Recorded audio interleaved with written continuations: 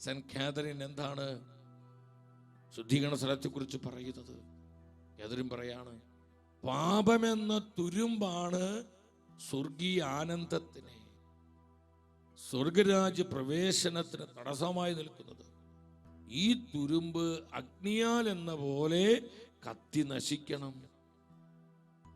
അതിനുള്ള സ്ഥലമാണ് ശുദ്ധീകരണ സ്ഥലം. അതിനുള്ള സ്ഥലമാണ് ശുദ്ധീകരണ സ്ഥലം. ഇതൊരു കെട്ടുകഥയല്ല.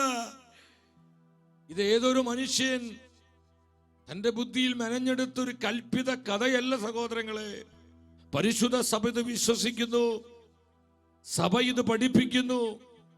സഭാപിതാക്കന്മാരും പരിശുദ്ധ സഭയുടെ വിശുദ്ധാത്മാക്കളും ഈ സത്യം വിശ്വസിച്ചു, അവരിത് ജീവിച്ചു.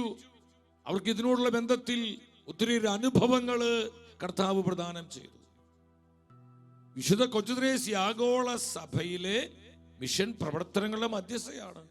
വിശുദ്ധ കൊച്ചുത്രേസ്യ പറയുന്നുണ്ട്, കർത്താവിനെ ആശ്രയിക്കാത്ത, കണ്ടോ, കർത്താവിൽ ശരണപ്പെടാത്ത, വിശ്വസിക്കാത്ത, ദൈവത്തെ സ്നേഹിക്കാത്ത ആത്മാക്കൾക്ക് ശുദ്ധീകരണ സ്ഥലം ഉറപ്പാണ്.